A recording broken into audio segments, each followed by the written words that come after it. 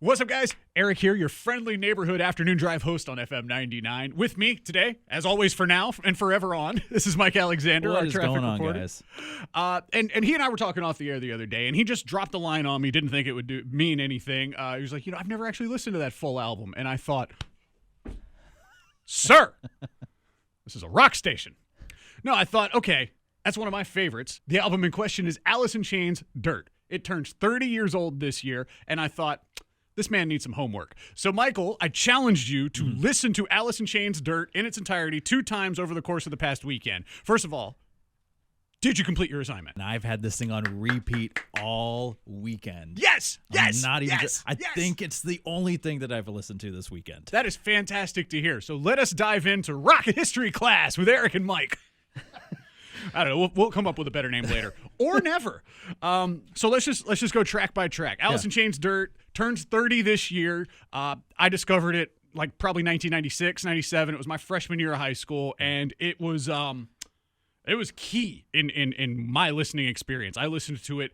We took a road trip to Florida the summer when I turned 16. I brought 4 CDs with me. It was Alice in Chains' Dirt, Rage Against the Machine, Evil Empire, Tool's Anima, and Nirvana's Incesticide. Okay. And this one dominated the road trip. Nice. So, Them Bones. It's a song we play, 2 minutes, 28 seconds, blistering. What'd you think? I didn't know, first off, how many of Alice in Chains' hits that we play came off of this album. I think it's like 4. It's deep. And Dem Bones has always been one of my favorite Alice in Chains songs. It's the vocal melody, the vocal tempo that goes with it. I'm just such a huge fan. It has a little bit of mellow in it. It has you're crying. I'm overwhelmed. It's got a little bit of mellow in it, a little bit of hard rock to it. Oh, yeah. Dude, I mean, you've heard the song. Yeah. Everyone here has heard the song. Dude, I'm a big fan of it. I'm a big fan. So the next song on it is called Damn That River. Heavy riffs, interesting vocal choices, and that was one of the things I warned you about. Some of the vocal choices you're going to hear might take some getting used to. Did you find that here? Honestly, vocal choices didn't stand out to me in this one. Okay. There is one song in particular. We'll get I know to which it. one. Yeah, I think you do. that it got to me. If I had to pick a favorite off of this album let's do that. wasn't one of the hits, No. it'd be this one. Damn That River. Damn That River. It rocks. It slays. To me, there were tones of Velvet Revolver underneath of it. Sure. I heard in the rhythm, I think I wanted to hear Slither playing through the rest of it. I get that. And, oh man, I think that's what drew me to it a little bit, and it's such a good song. I love it. Awesome. I love it. Awesome. And we're only on track 2. So the next track on it is called Rain When I Die. A happy little title. I warned you, this was going to be depressing. It was. Is this where it started? This is where it started. I was like, oh man, first song, great. Second song, awesome. Third song, ooh, I might need to slow my pace a little bit over here. Downer. Yeah. Ooh. It didn't stand out to me too much. Sure. Aside from how sad it was. Yeah. But again, it's just one of the. I can't really pick much out of this one. Sure, no out of the problem. Song individual. We move on to Down in a Hole, a complete 180 from the last 3 tracks you've heard. Acoustic, pretty, ballad. Again, one of the songs that you recognize. I do like the acousticness of it. I like the balladness of it. Every band, it's almost like it's a requirement. Yep. Has to have the slow ballad song on it. Especially in the 90s. Especially in the 90s. You throw in the acoustic with it. You throw in, the slight depression from the song before it. It kind of sits with you. It pulls you out a little bit, but it keeps you there. Very it cool. Keeps you in the pocket. Yeah, Jerry Cantrell has some very... If you go into the EPs, there are 2 unplugged EPs, Sap and Jar of Flies, that are just acoustic for the most part. Okay. And it's just more of this. It's pretty stuff. If you've never heard Nutshell, boy, howdy. Your day's about to be ruined. All right, noted. Track 5 is called Sick Man. Some heavy stuff. Some heavy interesting, stuff. very... These aren't the vocal choices you were thinking of, but that No. pre-chorus is odd. The whole thing, it's just so disjointed. Yeah. There's no dirty. There's no real form to it. There's no form to it. I got notes of like it's like I'm doing a wine tasting. An or beer IPA. tasting. I got notes of almost like Primus. Okay. Like stuff from Pork Soda. It's just so oddball that it hits you. And then so you have the verses that are disjointed. The chorus kind of comes back together a little bit, and then it just completely separates out again. Lane just sounds like he's in pain. Yeah, Like you hear it exactly in this song more than most. But that's the album. Yeah. Yeah. There's so much more to come. Track 6 is Rooster. Not much else to be said about this song. It was written about Jerry Cantrell's father's tour of duty in Vietnam, and I mean the lyrics represent it Something beautifully. I actually just found out in the past couple of years. Actually, who it was written about. Yep. I didn't know that. So that is the most. I went and checked some numbers. Yeah. That's the second most played song from this album on Spotify. 143 million streams. Number one would be the closer Wood at 202 million. That makes it 100% dominates. sense. Yeah. Now this next track, number 7, this is actually my favorite track on the album. It's called Junkhead. It is about doing a lot of drugs, as you might imagine. And in my opinion, it has the prettiest / saddest guitar solo I have ever heard. It 100% does. This would, if I had to pick a second, this is my second favorite off of this album. I'm so proud of him. Like you said, saddest, the guitar solo, it's smooth. So the rest of the song's kind of like crunchy, like the rest of Alice in Chains. But the tone of the guitar, it's smooth, it's clean, and the riff just follows with it too. It's almost jazzy. It's like Black Sabbath by Black Sabbath just took a walk. Yeah, exactly. It's kind of how that main riff strikes me. It's a stroll through the park, which is a nice change of pace from the rest of the song. Oddly enough, a stroll through the park, high as a kite on heroin. Track 8, title track. It's called Dirt. How did you survive this one after that one?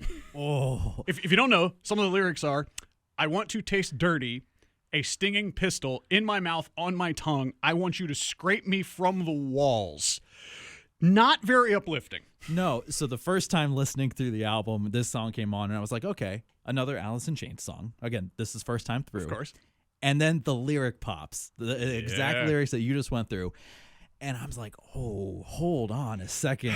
So I listened to the rest of it. I had to go back. Oh, man, I won't call it one of my favorites. Sure, no, but you're okay to not do that. It's a dark, sad kind of song, but again, oof, oof, oof, oof. No, again's on the next album. Track number 9 is called Godsmack. Now, the band Godsmack claims that they did not get their name from this song, which, okay if you say so, but we certainly hear it. They say their name is from somebody having a herpes bump and calling that a smack from God. And It's like, okay, well, it just so happens that that's also the name of this. Is this the vocal choice we've been alluding to? This is the vocal choice. It sounds like Lane is being the cowardly lion singing into a fan. Exactly. I kind of compared it to like you're singing underwater. If you could hear what it sounds like, there's wavy in the voice. It's off-putting. It's really, really off-putting. It can be a challenging listen. It's so intriguing. Yeah. If you're analyzing music, hear like stuff that's intriguing off from the norm, it's really going to pull your ear towards it. I love it. And that's exactly what this did. Track 10, the least played on Spotify, Iron Gland, has 4 million plays. It's Tom Araya of Slayer screaming for about 30 seconds, and then it moves on to the next track. Yeah. People will argue that it's essential to the experience. I could take it or leave it. I let it play when I went through it. It's not like I was skipping a 20-second song or a 30-second or however the length of it is. I love that it was like it started out with I Am almost like Iron Man, and I was like, is this the right album? Did I switch? Yeah. Is this a cover? It's weird if it is. And then it ended and went to the next song, and I was like, so no. Right. So the next track, number 11, is called Hate to Feel. It is the least streamed song on Spotify besides Iron Gland at only 4 million. This one only has 7.4 million. It doesn't leave quite the impression that some of the other tracks do. Fair assessment? No, honestly, yeah, this one and the following track didn't stick with me as much. Again, it's the Alice in Chains feel for the rest of this album. Kind of sad, kind of hard rock, a little slow. It kind of just gets you into the emotion for the rest of the album. Yeah, you know, as a part of an album, it is perfect. It's wonderful. It sticks. Agreed. Number 12, you mentioned just now, Angry Chair. This is a song I cannot decide if I like the album version better or their unplugged performance of it better, and I go back and forth on it pretty much every time I hear it. Maybe that's something I should have done is check out the unplugged version. I didn't know it existed. That's a few weeks from now's homework. So yeah, Angry Chair, very strange sitar-y kind of a riff, and again, minor keys. Alice in Chains lives in these minor keys better than anybody else, and I know that rock thrives on minor keys, and that's where the best stuff comes from. But something about this one, Angry Chair, it's just there's a dissonance sometimes with this band that like you said, it's a challenge. It's almost uncomfortable to get past it. Yeah, but but once you're there, you can't get out of it. It pulls your ear, and once you fall into it, you're in the cycle. You're listening to it, and oh man, I love it. It's great. It's great. Close the album out with Wood.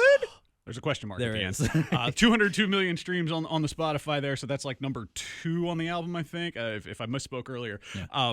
Bass line, instantly recognizable. When I was in high school, I started trying to teach myself how to play bass by looking up tabs on the internet, and when I finally figured out Alice in Chains Wood, I got Wood. Question mark. It was awesome. I ran up to my buddy John in the hallways in school and just goes, "I got Wood.